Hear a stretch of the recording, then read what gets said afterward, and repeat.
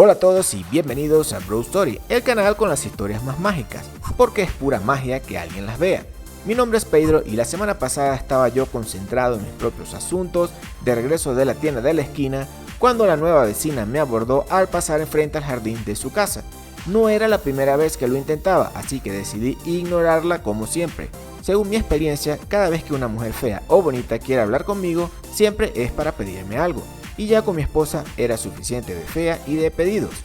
La vecina, que se llamaba Jill, era muy insistente y antes de que yo pudiera decirle no una vez más, se me apareció en la puerta de mi casa cual vendedor de aspiradoras, así que no tuve más remedio que atenderla.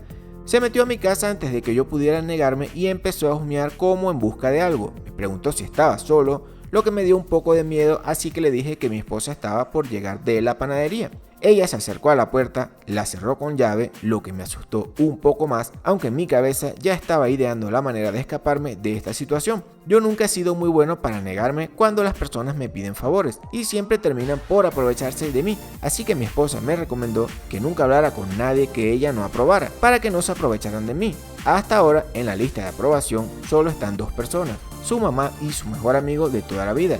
Ellos lo único que me piden es dinero, lo que según mi esposa está muy bien. Yo trato de explicárselo a Jill, a lo que ella responde que no me preocupe, que ella había hablado con mi esposa y le había dado permiso para que habláramos, que tenía una propuesta de negocios y que tomara asiento para explicármela. Me senté y me dispuse a escuchar la propuesta, que debía ser legítima si mi esposa la aprobaba, y seguidamente Jill me preguntó si me gustaba su vestido de animadora. Yo muy respetuosamente le dije que estaba muy bonito, pero que mi esposa no me permitía mirar otras mujeres, hombres, mascotas, vallas publicitarias, ni nada que me pudiera distraer. Pero Jill insistentemente, como siempre, me obligó a mirarla con detalle para que le diera mi opinión. Yo por supuesto me negué una y otra vez, tratando de cambiar el tema. Mis manos comenzaron a sudar un poco y Jill dejó de insistirme y decidió mostrarme una coreografía de animadora antes de explicarme cuál era el negocio, aunque por su seguridad decidió hacer unos ejercicios de estiramiento antes. Yo me decía a mí mismo que todo estaba bien.